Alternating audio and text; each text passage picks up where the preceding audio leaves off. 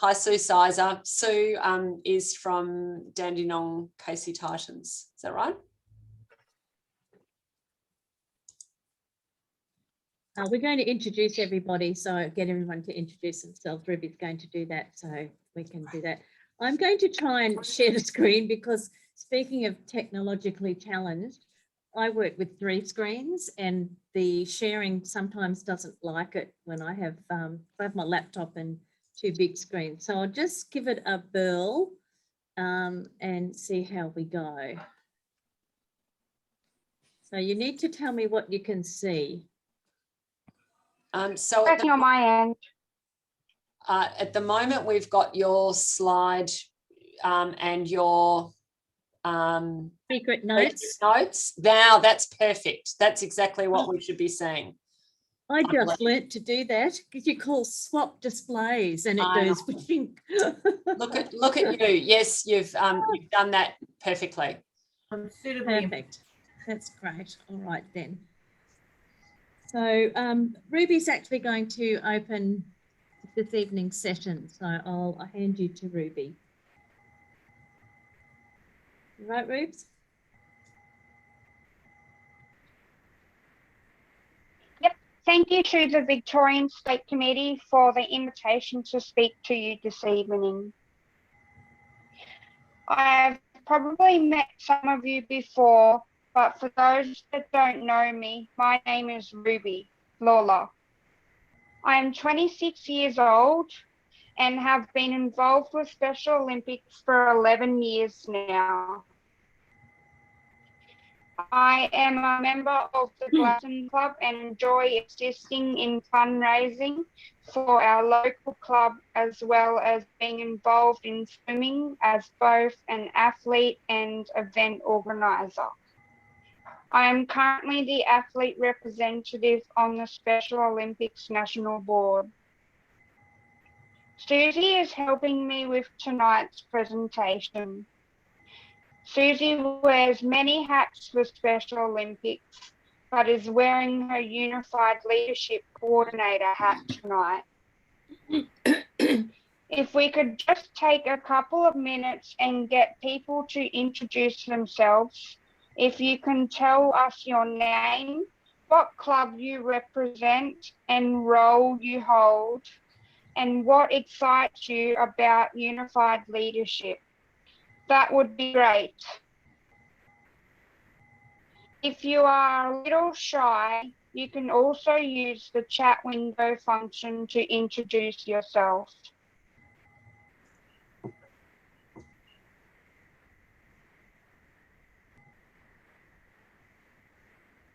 Shall I go first? Yeah. So my name's Angela. I'm chair of the Victorian Committee. I haven't met you before, Ruby, but it's lovely to meet you online. I'm really excited about Unified Leadership because I think it's great that athletes get involved in our organisation and learn new skills about leadership, and I'm really looking forward to hearing from you and Susie.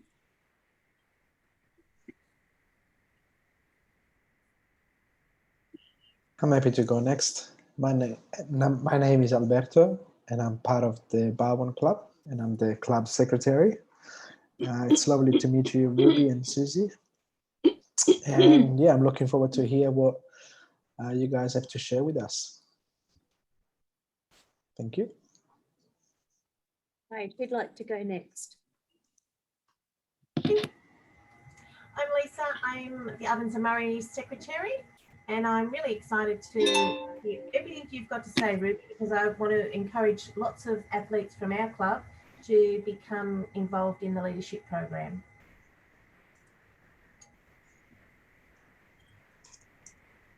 Who else have we got? I'll go. I'm Callie Bowman, and I'm with Melbourne Inner East, and I'm the chair. And I'm excited about Unified Leadership, really hearing the voices of our athletes through our athlete leaders, and just understanding how we can help our other athletes advance their leadership skills and support others through that journey as well.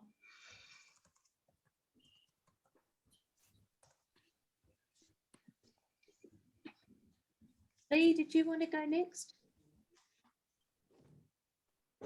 Sure. Hi, I'm Lee. I'm the Secretary of Melbourne Inner East. And as it is, my son is currently the athlete leader at Melbourne Inner East. So I've seen him learn about being on a committee and what agendas and meetings and minutes are. And I have seen him grow in his knowledge and confidence in that role. Terrific. Who else have we got? Susie, will I go? Yes. I'm Anna Mesger. I'm on the board of Special Olympics Australia, and I'm one of the co-athlete leader coordinators in Victoria, which is a volunteer role, and really enjoying working with the athlete leaders as they go on their leadership journey. And I'm just really inspired that we're giving our athletes a voice, which I'm sure Susie and Ruby are going to talk about. Can't wait.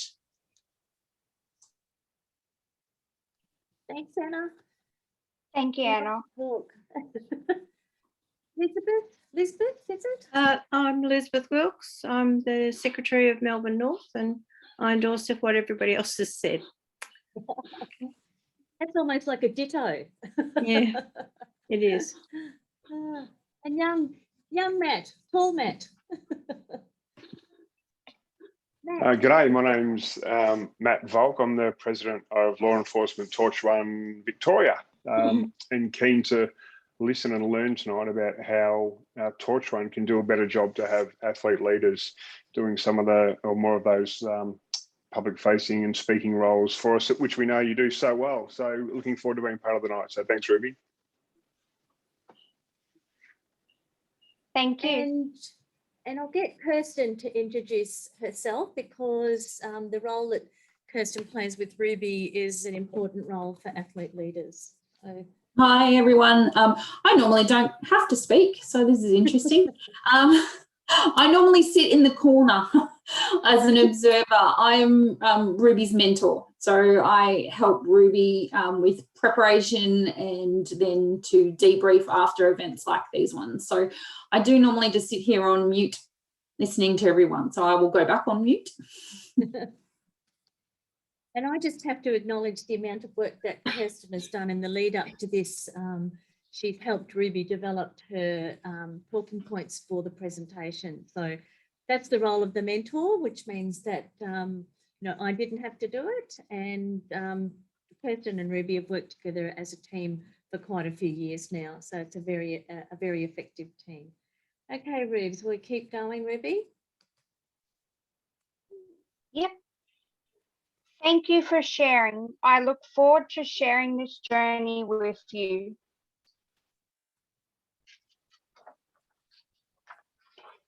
Just to outline tonight's presentation, when we are finished, we hope you all have an understanding of what unified leadership means, what it looks like, and how it links to athlete leadership and the club and state roles.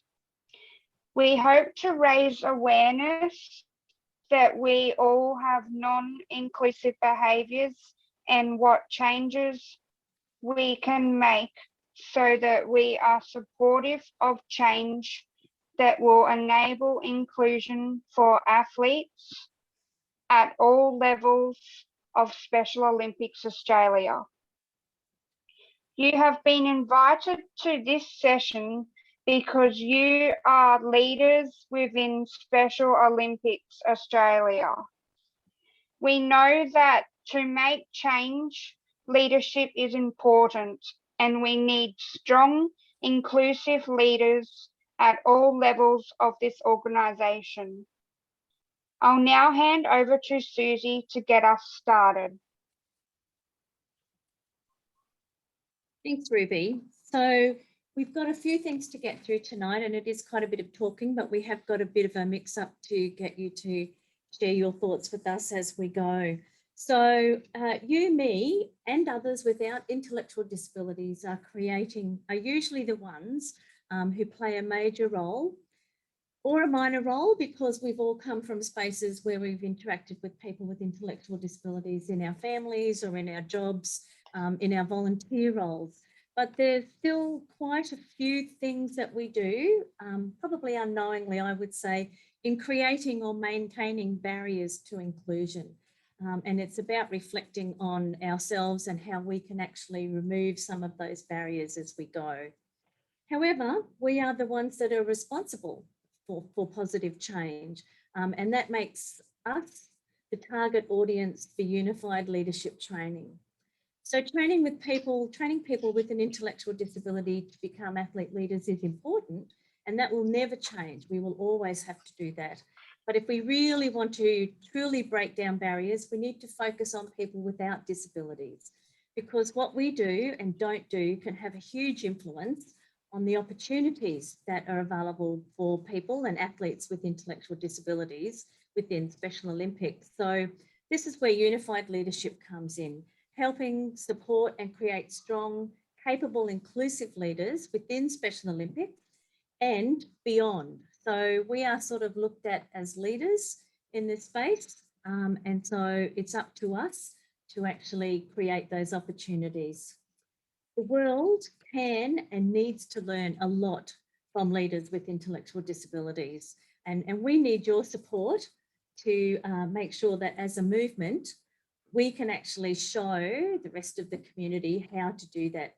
So we need to model inclusion for other people outside of our organisation. So for us to do that, we need to be doing that internally. So people look at us and go, well, they are walking the walk. And is it talking the talk or walking the walk? So we need to do that within Special Olympics.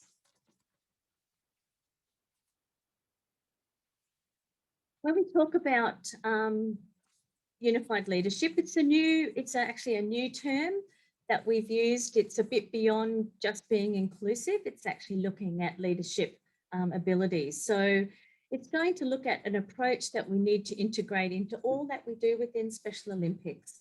So training is about people, and you'll hear me say this quite a lot, people without intellectual disabilities, and it's about what we can do to provide opportunities for athletes to lead and contribute to our program's goals at any level, club, at games, on committees, on the board, strategically, in our resources, in our volunteer base.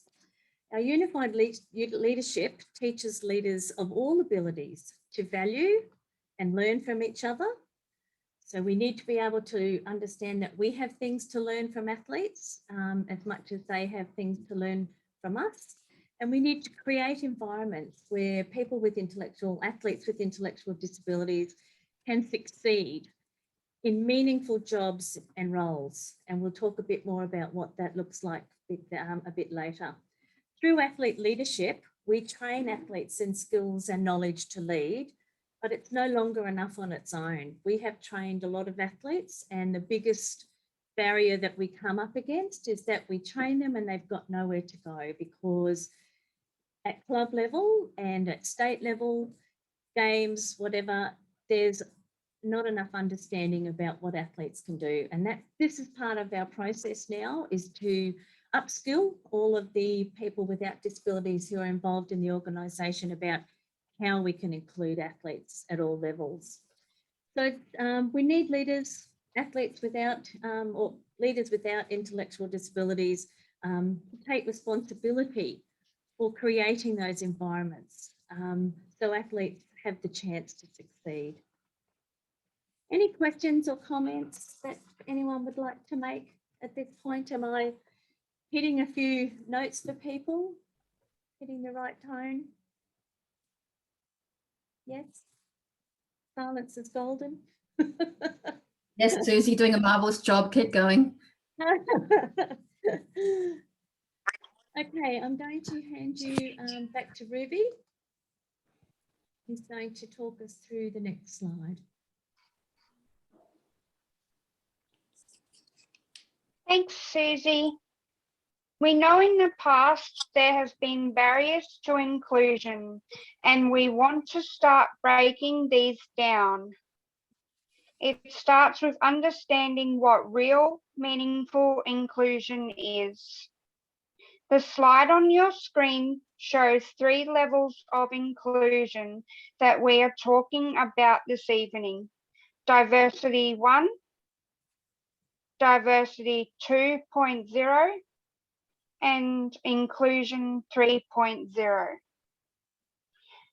Diversity 1.0 is what happens in the beginning when people first try to be inclusive and invite people with intellectual disabilities to participate in events. We see this a lot at sporting events. All the planning has already been done and athletes are invited to attend. We have a great time, don't get me wrong, but our involvement other than participating is not a lot.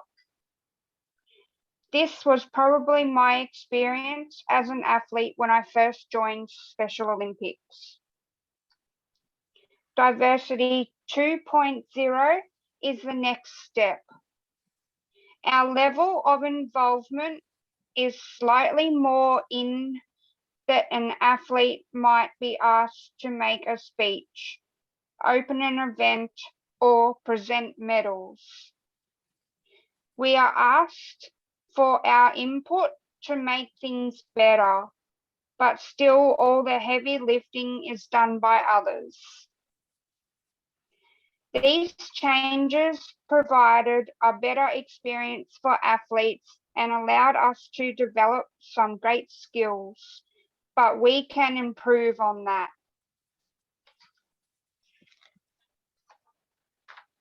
Inclusion 3.0. This is our goal. It is what we want everyone in Special Olympics to strive towards. Unfortunately, we are not quite there yet. Inclusion 3.0 is when athletes with intellectual disabilities are given meaningful roles and responsibilities that fit our skills and talents. People around us change their ways of thinking to accommodate our needs.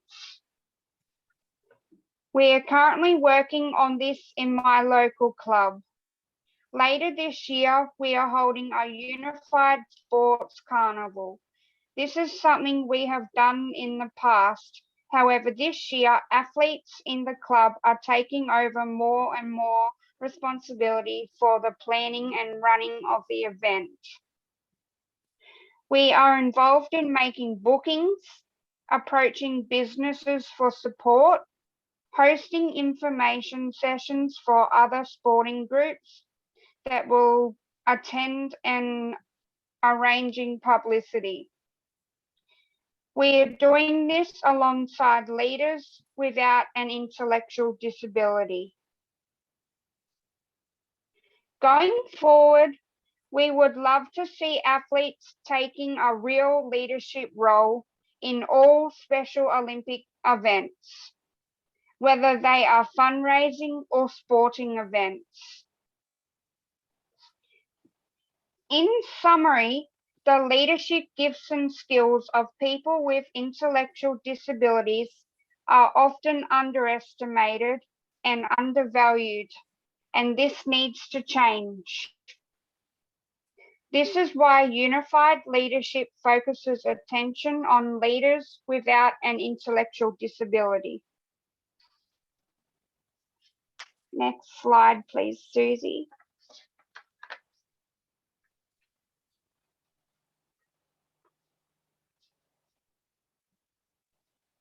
Highly inclusive leaders are committed to diversity and inclusion because these objectives align with their personal values and a deep-seated sense of fairness.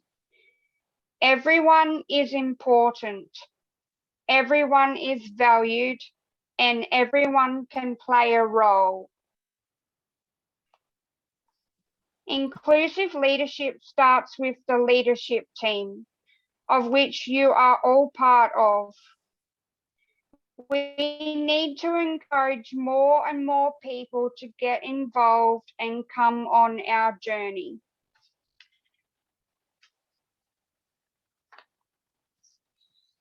Next slide. You can see on your screen a picture of a ladder.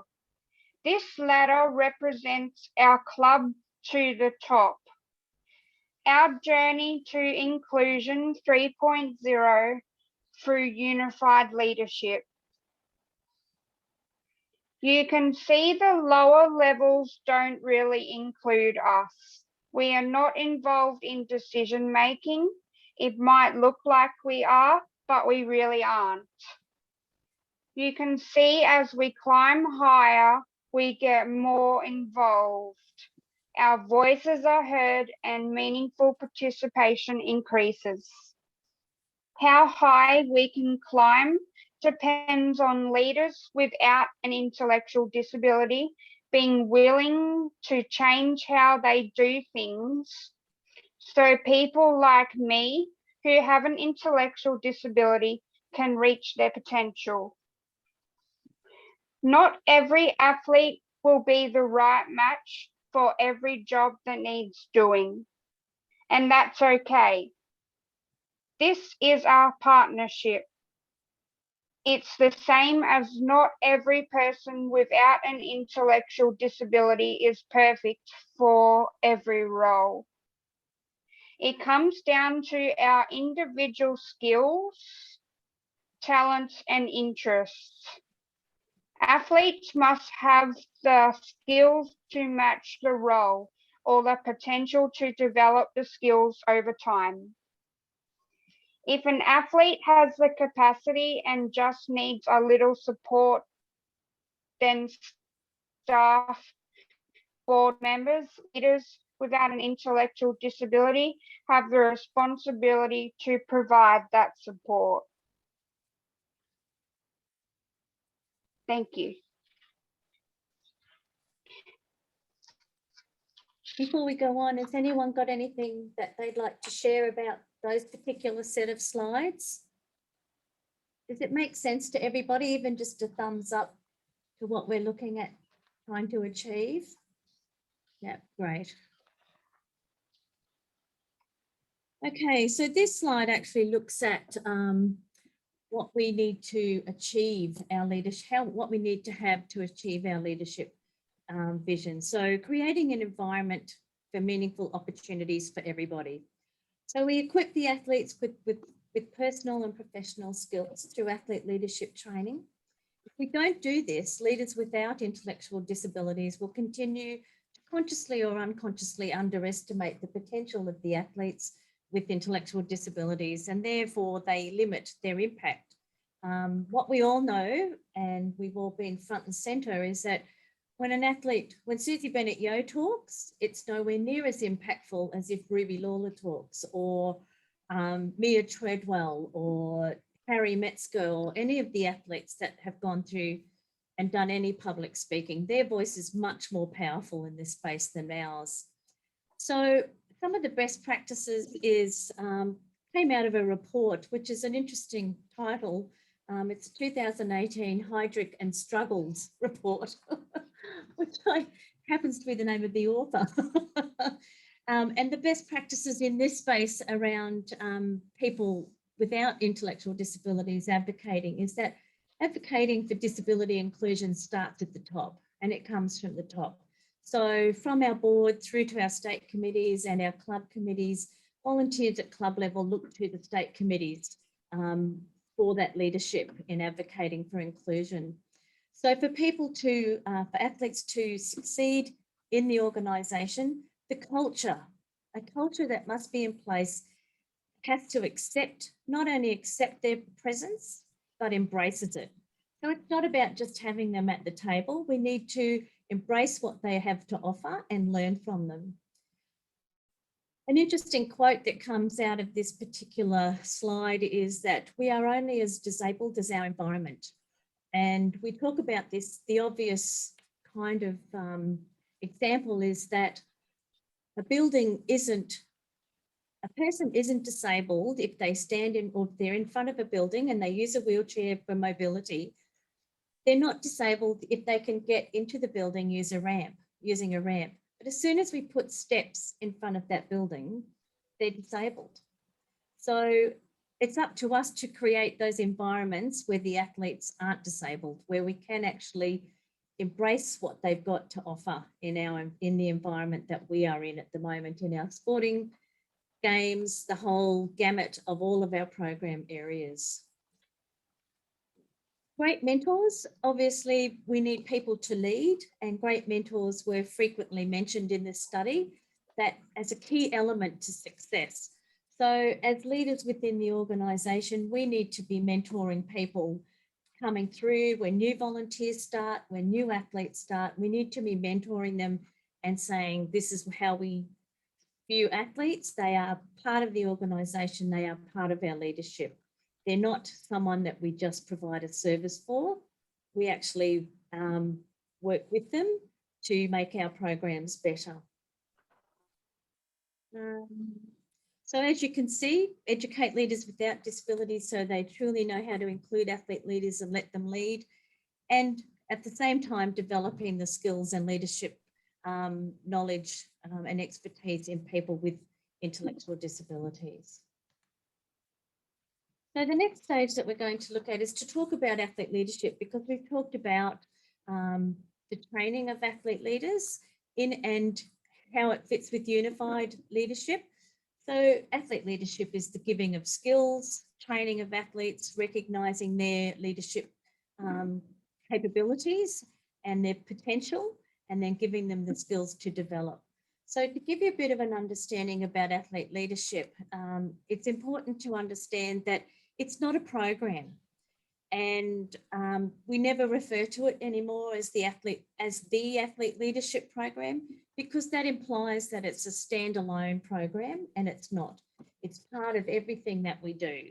So when you talk about athlete leadership, we just talk about athlete leadership. One easy way that I remember is as soon as you put the in front of the athlete leadership, then you've almost got to say program.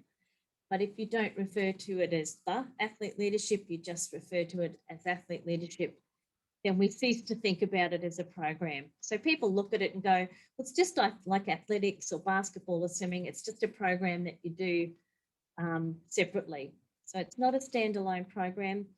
It's an approach that's being integrated into all of our existing program areas. So we're working with the staff, with young athletes, with schools programs, with the unified sports program. All of the programs now within Special Olympics are actually looking at athlete leadership. So we will have athletes going to schools to help with the schools program. We'll be having athletes going and helping out with the young athletes. So we'll get some of our coaches, our athletes who are coaches, they will join in and help NASME in the young athletes program. So athlete leadership is blossoming, which is fantastic, and going across all of our program areas in Special Olympics.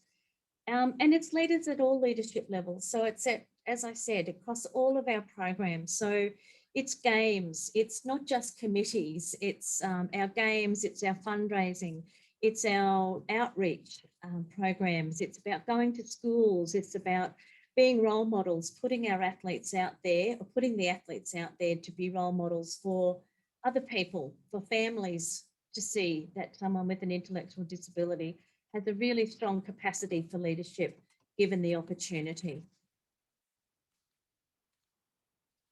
So the guiding principles that we use within athlete leadership and in building unified leadership approach is education and awareness. So we need to educate athletes, leaders of all abilities at all levels.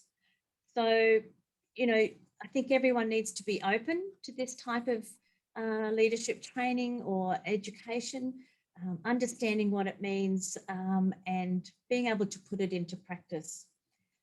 We also need to look at training. So it's not just athletes who need to be trained. Sometimes we all need a little bit of training in certain areas, but certainly athletes need to be given training. So they have a choice. as to how and where they would like to lead in Special Olympics. I think Anna now and Matt, having done the athlete leadership weekend, understand that, you know, we've got athletes who will never ever sit on a committee. They're not governance athletes, but man, they could talk an Iceman into an ESCO into buying ice cubes, because they are just the salesperson we need. They are passionate about Special Olympics, and they've got a real voice and a passion to share their journey and get people involved. So they need to be given those skills to go out and do that job. They want to be trained. They are so hungry for knowledge, some of the athletes that we work with. Leadership positions. So we need to create meaningful positions of influence and leadership. So not just that they sit on a club committee and they sit there and they give their athletes report. We've been trying to work out the best way for athletes to contribute to club and state committees, and they need to be able to know what's coming. They need up to club chairs and state chairs to make sure that athletes arrive at a meeting fully prepared to make decisions. If they're being asked to make decisions, not to ask them on the spot, but to actually give them the opportunity to talk with their mentor and work out what they feel is the right thing for their program. So eventually we're hoping that the organisation will become athlete-led, where athletes will help determine policy, set direction and lead programming. And as we said, they won't do it all by themselves, but we need to create that environment so they're at least involved in that process. Okay, Ruby, back to you. Thank you, Susie. The leadership and skills training that has been developed by Special Olympics is designed to provide athletes with leadership training and personal and professional development that we can apply in any leadership role, whether that is within special day lives. It has been designed to help develop skills and learn how to lead and support others. Not all athletes will want to step into a leadership role. You can see some of the characteristics on the screen that would be helpful to an athlete leader. I personally find it very satisfying, and I have learned a lot about myself and Special Olympics because of the leadership opportunities I have had. A lot of time goes into being an athlete leader. I probably didn't know exactly how much time it would take when I first joined the national board, as well as attending meetings. I have to spend a lot of time preparing for the meetings. There are a lot of documents, and they do take me quite a long time to read and understand. I have help from my mentor to do this.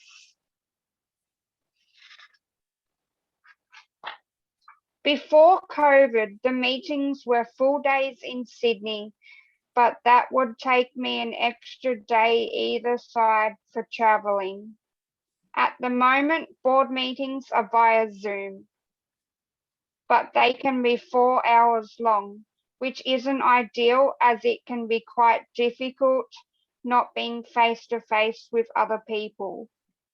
An athlete leader needs good support and to be flexible and be independent and comfortable in new places with new people.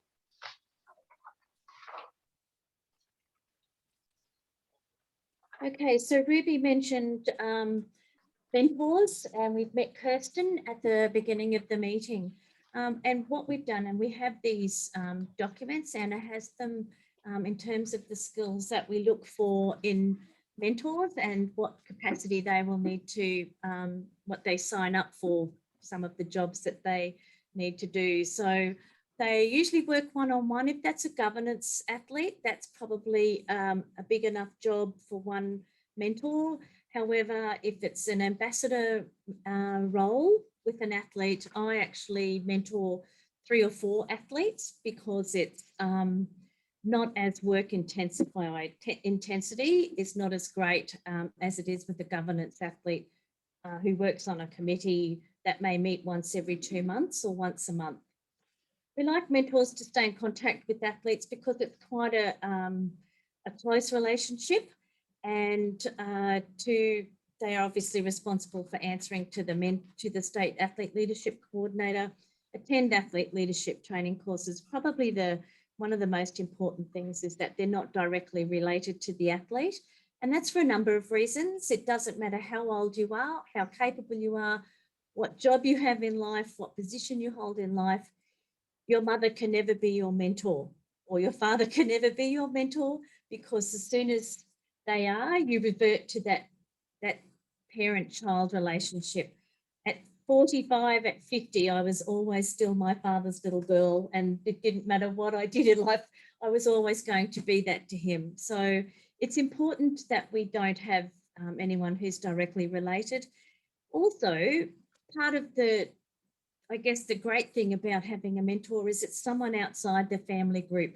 So it actually widens the circle of contact for the athlete and gives them someone else in their life who's going to help them develop as a person into their role as an athlete leader.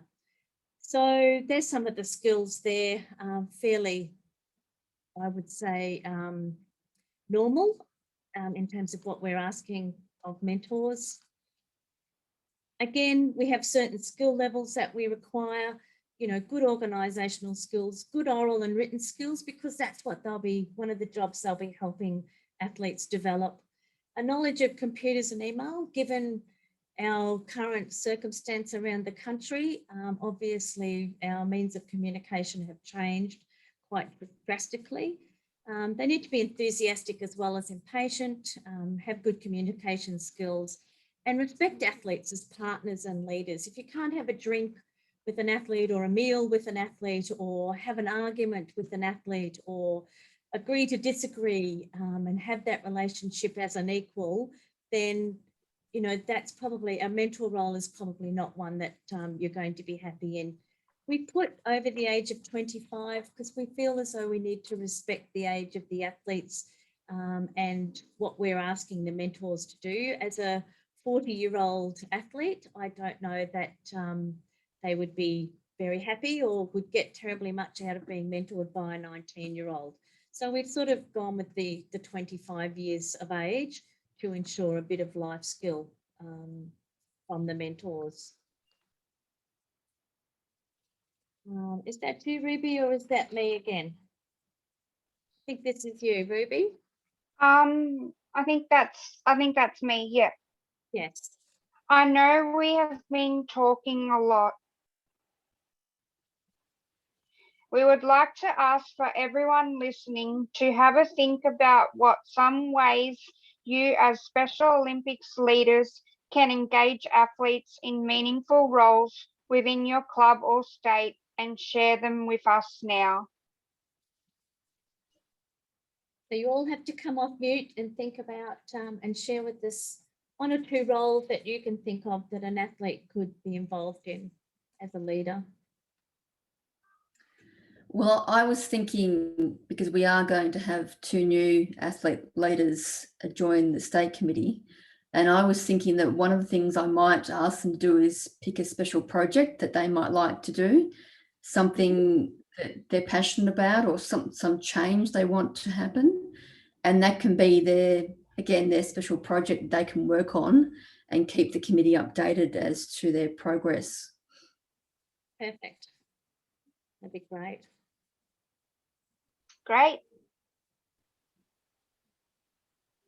Yeah, I've got one from for Law Enforcement Torch Run. So we're looking to organise a carnival, like a fun day for all athletes later this year. So we're putting an organising committee together for that. And I think there's an opportunity here to have athlete leaders involved in that early, and then, but certainly, give them a good piece of this to say, what do you think it might look like? What aspects do you want to plan? Not necessarily, yes, it's helping with it, but it's probably, from what I'm hearing tonight, it's about giving the athlete leaders more responsibility. And that's not about duck shoving work. That's about recognising the ability of these athletes to do a lot more than turn up and open an event. Oh, you get a gold star, Mr. Volk. Well done. Yeah, that Yes. sounds great. That's brilliant. Excellent.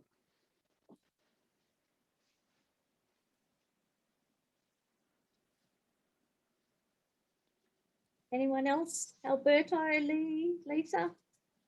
See, normally when I'm face to face, I sort of can eyeball people, but I have to name now. I like Angela's idea to give them projects that they can work on. Obviously, if you can engage them by offering them something that they're passionate about, it's just a lot easier to get them involved in the club.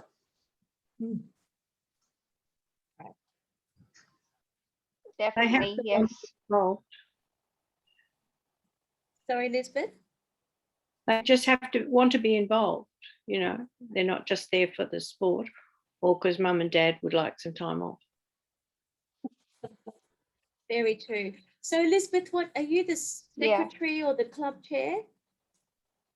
I'm the secretary. Right. I have a son with autism who's 42. I can't see him in a leadership role, to be quite honest. He's very capable, but he wouldn't take it on, I don't think.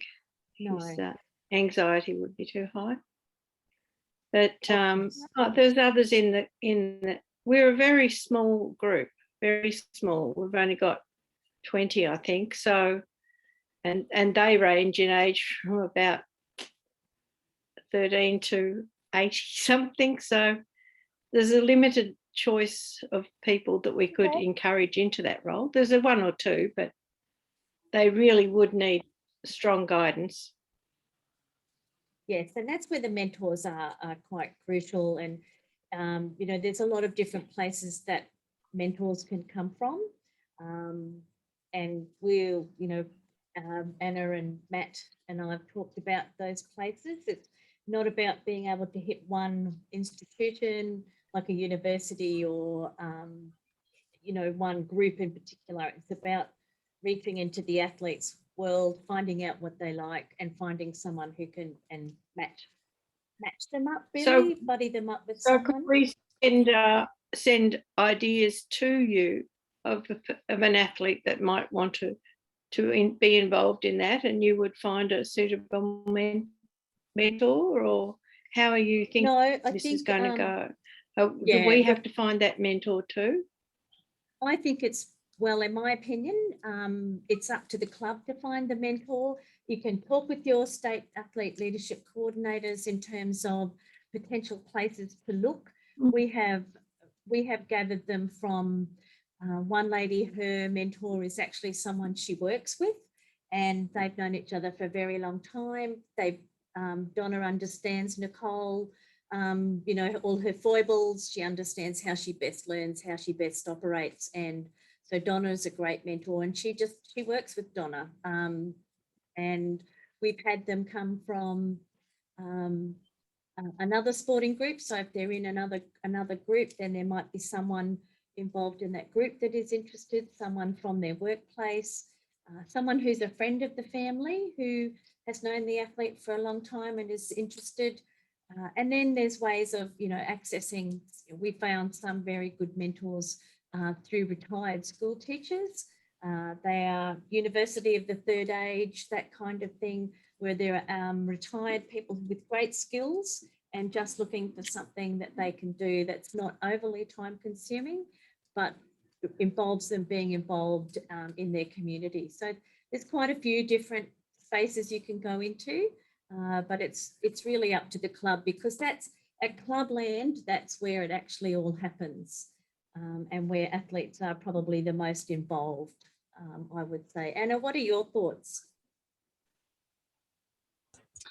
I think you've covered that perfectly, Susie. I think I put in the chat before, finding mentors is has been quite challenging, and it's something we need to work on with NAB. We've put a call for mentors out, and we've got 4 people that we're having a Zoom interview with to see if they're a good fit. It's about going to the community. I think tech skills, after tonight, it's quite interesting, but tech skills are going to be really important, technology skills, because you know, that can be one of the biggest challenges for our athletes and us, but it's going to be the way going forward, unfortunately.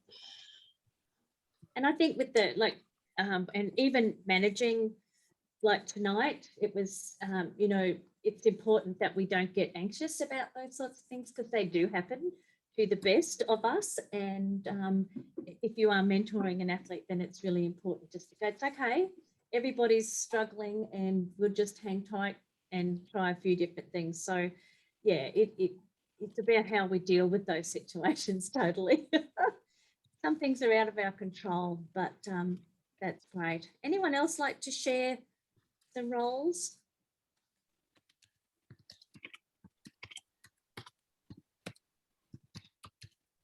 Lisa, did you have anything in Ovens Murray that you would like to share as a potential? Not off the top of my head, but our athlete rep will be turning over this year, because she's been on representing the athletes for some years, and we've never had anybody willing or able, I guess, that want to actually take on that position. And I guess I haven't promoted, I haven't been in Special Olympics all that long, but I haven't actually promoted it because didn't really know what was involved. Being 300 kilometres from Melbourne, we struggled to, you know, get people down to events and all that sort of stuff anyway. But doing things online and things like that, we might be able to, you know, tap a few people on the shoulder and see if they are interested, and get a couple more people involved. So Lisa, your rep is Joanne, is that right? Yeah, that's right. And Joanne has been involved for many years, and it doesn't mean to say that Joanne won't still be involved as an athlete leader. No. It will be someone else on the committee, but Joanne will still just try and stop her, do other athlete leader roles. And she is absolutely fantastic in that, and so enthusiastic, and will go to the opening of an envelope, which is brilliant. I think also has the ability to get around by herself, whereas a lot of our athletes, she'll put herself on the train here and zip herself down to Melbourne to an event, because she's capable of doing that. Most of our other athletes would need someone to go with her, or so that means either funding out of the NDIS account, or mum taking them, or, you know, it's tricky. But you know, I'm all for trying to get some more people involved. And I think, although Jo's a great advocate for us, I also think that there's more she could do. When she comes to our meetings, and she's there every month, it's more about her personal stuff. We hear about how she's been to Buller and done the, you know, camp, and how she's been to the MCG, and how, you know, it's all her thing. And what medals she won recently. Absolutely. Rather than getting around the club and saying, oh, you know, I went down to Bocce this week and they're doing a great job down there, and, you know, whatever. So yeah, we'll look at seeing how we can increase that scope there, and see what else we can do, I think. So just 2 things I wanted to say is transitioning an athlete off a committee can be something that the rest of the committee are absolutely terrified to do, because they don't want to hurt feelings and so on. But it's and our athlete rep on the state committee has been transitioned off recently, because he's had to go for a number of years, and it's just about how that's communicated and what the transition is and what their other opportunities are. And it's been really interesting watching Melbourne Inner East and their athlete leader, Tyler. He sets himself a task for each month and then reports it back. And his task has been around, going to each sport and learning about each sport and volunteering. So setting that task with some boundaries around it has really opened his mind to, it's just not about me competing in bowling and what medals I get. So yeah, sort of that task little project, I think that people were saying earlier is seems to really resonate. Yeah, definitely. I'm quite looking forward to, and we have been discussing with Jo over the last few meetings, that your time's coming up and how long you've been on the board and all this sort of stuff. So she's aware that we're in the process of doing that transitioning.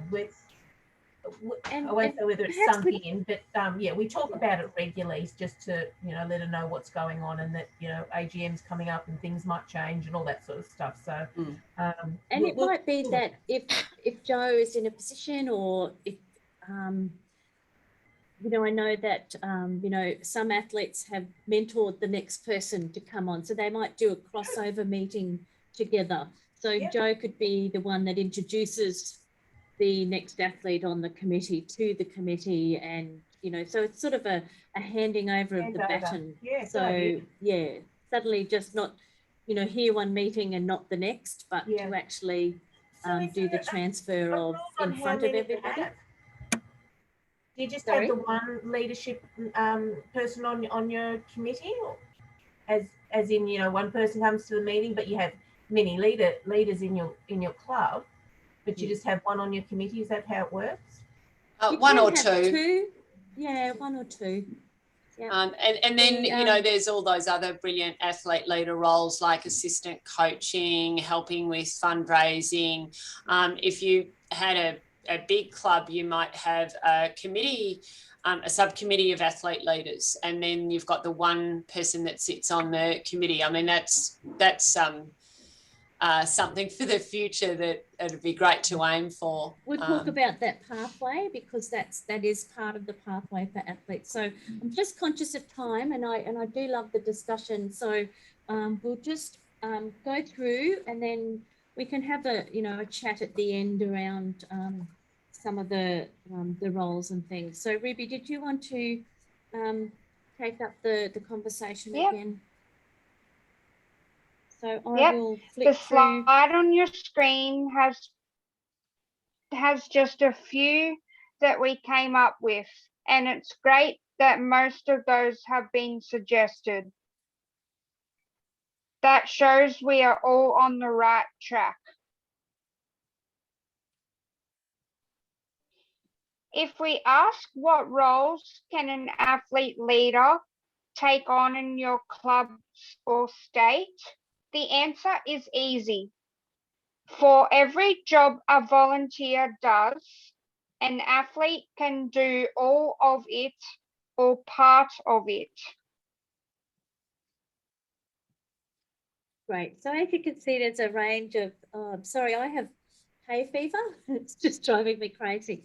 As you can see, there's lots of jobs that we talked about, lots of roles that athletes can play. Ruby, for example, actually does a newsletter in her local club as well, and sends that out to all the athletes in her region.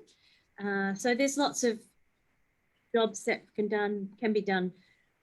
I've been asked many times, do you have a list of jobs that athletes can do, roles that they can do? And I'm almost tempted to send people a roll of toilet paper, because it can be that long.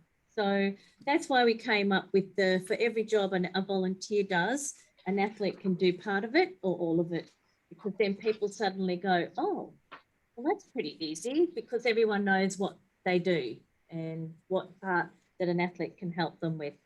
As we talked about earlier, there is a pathway within Special Olympics, and this pathway has been in the making for quite a long time, and we are slowly getting it together through workshops like this, and training of athletes and understanding of athlete leadership and unified leadership. So it starts with the club athlete reps, and this is not in place at the moment. This is our ideal. This is what we're aiming for and working towards.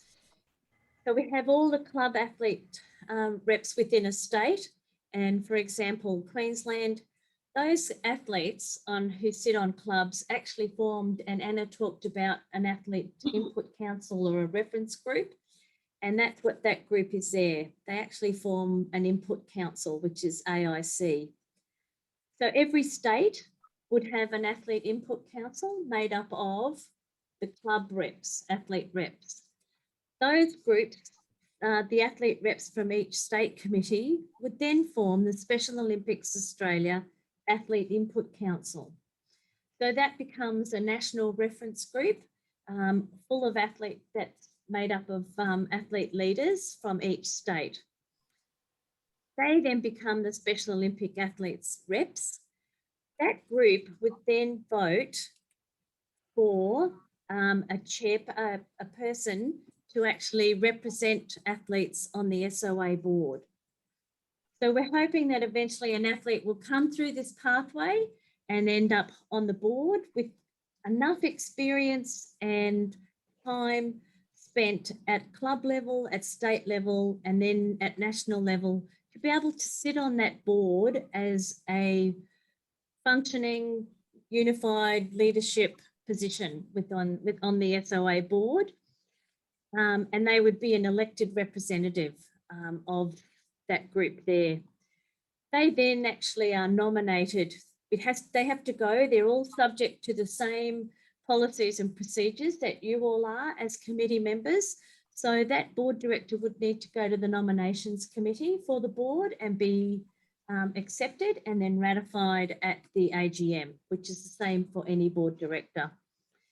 Then hopefully, SOAP, does anyone know what that is at all? That's our Special Olympics Asia Pacific. So Special Olympics Australia is part of the region.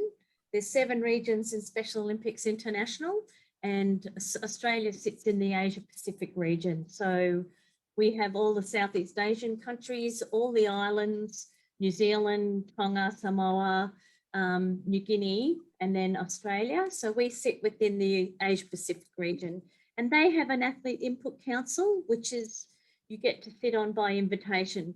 So if we have an athlete who's come through this pathway and is our board director, they would be the person when Australia gets to put someone on the athlete input council for Asia Pacific, that would be the athlete that would sit on that committee. Does that make sense to everybody? You can sort of see the club to state, to national to international level. That would be a rather heavy financial commitment for the athlete or their family, wouldn't it? It's not, this would all be covered.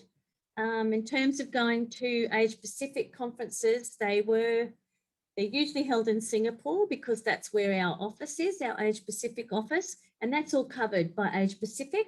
So the travel accommodation for the athlete and the mentor are all covered. There's no financial burden on the family. Same with the SOA board director. They would actually all be covered. Kirsten and Ruby travel, and that is covered by the board by the organisation. That expense is covered.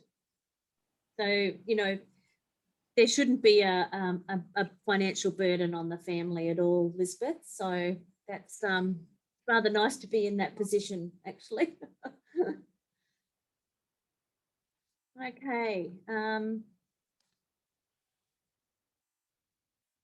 So getting to inclusion 3.0, what does it do?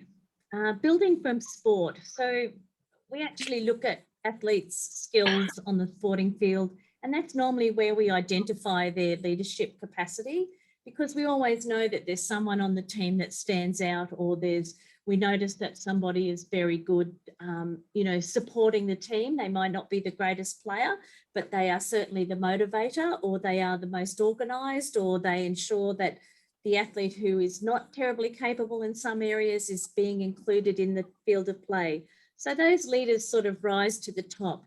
So building from sport, unified leadership teaches leaders without disabilities to value and learn from people with IDs. So we recognise that they have skills on the sporting field, and it's up to us to ensure that we actually learn from them and value their leadership capacity.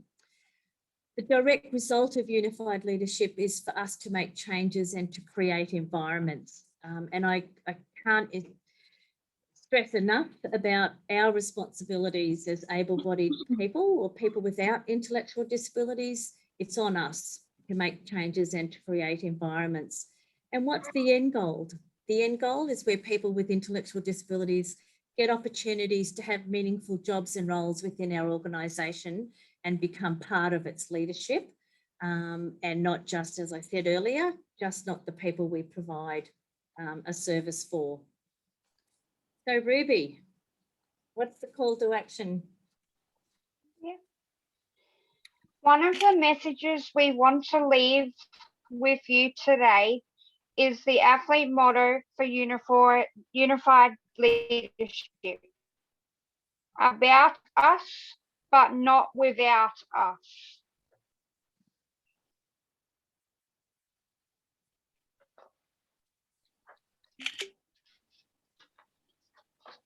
I hope everyone has enjoyed this presentation.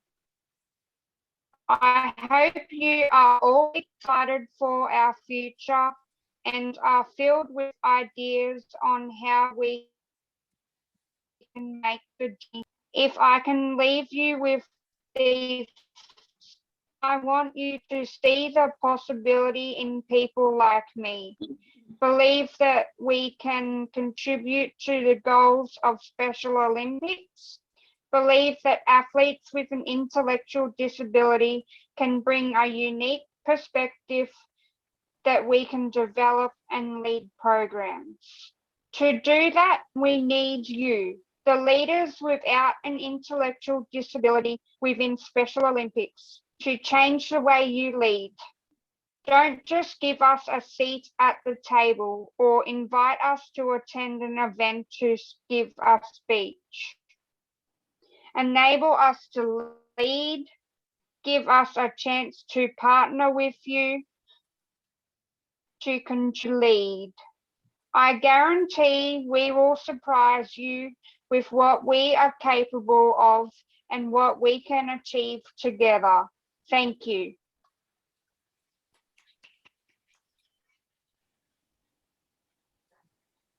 That's the end of our presentation. Thank you, Ruby. This document here is one of the documents that I use to, and I can send this out to Angela, and I will also send you just a brief outline. We've got an outline of what we've gone through tonight. And if you've got any questions, then please feel free to contact either myself or Anna. But this document here is 6 signature traits of inclusive leadership, and it's quite an easy read, and it's a very interesting read. So thank you, Angela and Anna, for organising tonight, and thank you everyone for your participation. And I look forward to hearing how it all goes in the illustrious state of Victoria now that you are all powered up and ready to go. We call us the Free State. We can move freely in this state at the moment. And speak too soon, nice Anna. Is that? Supposed to be. Angela, I'll ask you to finish up and thank the guys in a sec. Could I just share the screen about our proposed way that we would like to go ahead with nominating and voting people for the state committee? Sure. So which will only take a couple more minutes of your time. Can you see that? What's that? Rejoin. I think, Susie, you might have to stop sharing first. Stop sharing. Oh, thanks. Oh, God. That's... I do know some technical things. I can see it. Okay. Nobody else can. How's that? Can anyone see Oh, that? I can see it now. Yeah. Yep. See it now. So this is sort of our suggested election process that we'd like to get onto pretty quickly. So on the orange box is the suggested process. So we call for nominations and we'll include a role description and an online nomination form that'll be sent out to club leadership teams and put on social media to share with your athletes, with the athletes within your club. That'll have a they'll need to do that within a couple of weeks, the athletes that would like to nominate for a role on the state committee. The obvious people that we'd love to nominate is people that might already be sitting on your club committee, but it might also be some other people within, other athletes within your club who would be fantastic, fantastic contributors to the state committee. Point two, the state committee would shortlist the nominees to a maximum of 5. The nominees would be asked to give a short presentation on Zoom to the state committee and eligible voters.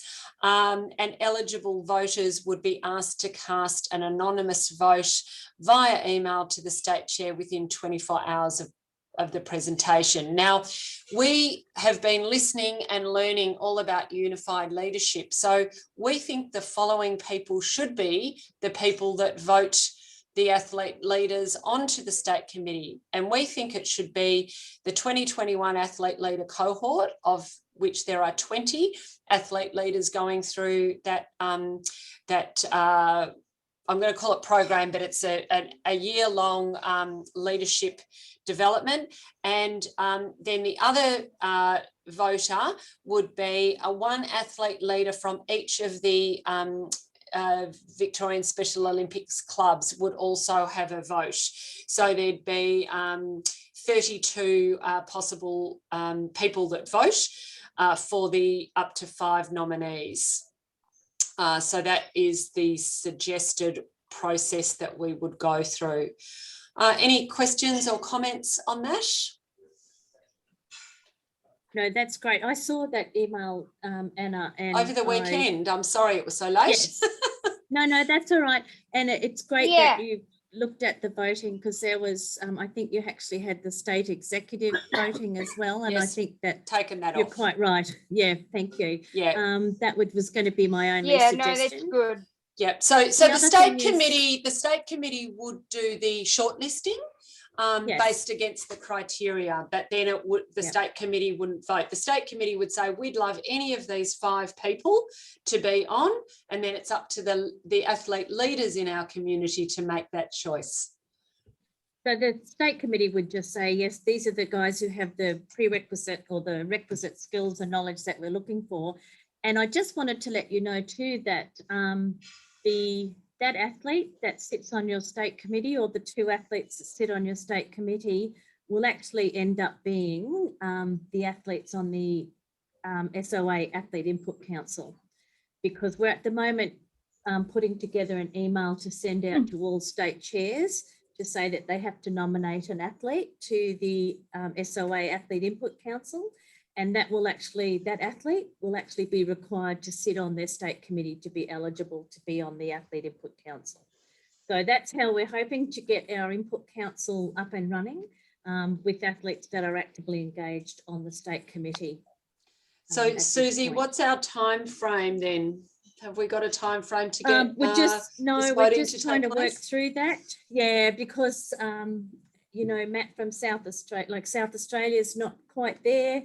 But we're going to say to them, that's okay. You've got athletes in your state who are capable, and here are some suggestions, and approach them, tap them on the shoulder and get them on your state committee. So while the state committee is new, they've got athletes who aren't. When's all this going to take part? I just get my cattle prod out, Anna. Well, Angela is our chair. We were hoping that we'd be able to be having the whole process will take about 8 weeks, I think, Elizabeth. Is it possible, just looking at the email, is that the most effective way, or would it be worth having email and another way of people voting, of athletes voting?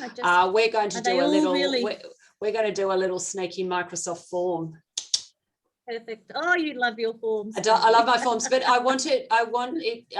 The process to be completely anonymous, Susie. That's sort of really important because we've got our favourites, and we need to make sure we're making an independent vote. So well, and I also know that in New South Wales, when they did this, they actually had, I think they had about 9 nominations from the floor. The athletes were given 15 minutes to put together their spiel to address the whole room, and then the state chair and the athlete leadership coordinator were the only 2 in the room, and all mentors had to leave the room, and it was, they totally did the voting. Right. And they all wrote on paper. They all were all given voting slips, which you can do when you're all in the same room. So I totally appreciate the need for anonymity. Oh, I can't believe I said that. Yeah, you did. And there's some fantastic opportunities coming up for athlete leaders in Victoria over the next few months. We have one athlete leader from Victoria and another one from New South Wales who has been nominated for the LETR International Council. And thank you, Matt Volk, for your assistance there. We don't know the outcome, but fantastic that we've been able to nominate an athlete. We have some athletes participating in the Asia Pacific Special Olympics Athlete Leader Conference. And then just today I received about 6 requests for athlete leaders to be involved in university programs, answering questions for people that are doing sports management and wanting to learn about inclusion. So that's a really exciting time. And I think, Ruby, we might need you to have a chat to some of our athlete leaders at some point about some of your key messages. So there's a lot of opportunities. And I think there might be some athlete leaders turning the lights on at the MCG in Inclusion Week next week, which will be exciting. That's fantastic. Yeah. That's good. Yeah, because MCG is in the dark unless you turn the lights on at night time. Apparently we've got some athletes needed to turn them on. They don't seem to know how to turn them on themselves anymore, Rubes, to get some athletes in. Oh, really? Oh, yeah. The videos that we got from the training camp with the Victorian athletes, Aaron shared them to the Special Olympics Australia page. And a longtime mentor and friend of mine who was instrumental in starting athlete leadership at Special Olympics International and actually wrote all the original material around athlete leadership and the concept of athlete leadership back in 2000, I think 1997, I think he started it. And he commented and he said, at long last. At long last, yes. Yes, he's gone, what a wonderful concept, involving athlete leaders in decision-making processes. Who knew? I said, yes, taken us a while, Dave, but we're getting there, and these guys are a great group. So, it's being recognised. We share that far and wide through my network internationally. So it's people are very excited with what's happening. Yes, so well, Matt a bit of a kudos. Yeah, well, Matt Volk would attest to the problem solving that went on with the athlete leaders up at Mount Buller. We needed all hands and all brains trust involved to deal with some of our snowbound challenges, didn't we? We did, and they all did exceptionally well. They did indeed. There's some great work happening. Thank you on behalf of the state. Thank you to Susie and Ruby. I really enjoyed that presentation. I'm sure that we've all learned something about athlete leadership. I want to give the last word of the evening to Ruby, if I can. Ruby, if you could pick one thing about your role on the board that's your favourite, what would you say it is? I enjoy, one of my favourite things about being on the board is being able to be on the board representing other athletes around Australia, and being able to bring up any concerns or anything they might have, or like any little thing that I could bring and share with the other board members is great. I think that's my favorite thing, sitting on the board, because I believe that like we've said tonight, athletes deserve to be heard, and I think it's great that an athlete sits on the board, because then I believe athletes are heard that way as well as everybody else. Yeah. Absolutely. Well said, Ruby. Thank you. You are a Yeah. very important voice, and we need to all listen to athletes a lot more. So thank you for that. All right. Thank you, everyone. I'm sorry the meeting's gone obviously a lot later than everybody expected. Hopefully we won't have the same technical issues in our next meeting, but thank you all very much for attending, and a special thanks to Susie and Ruby. Thank you, Victoria. Well done. Thank you. Stay safe Thank and you, well in Victoria. Queensland. Thanks, Bye. Ruby. Thanks, everybody. everyone. Thanks, Kirsten. See ya. That's Bye. okay. Bye.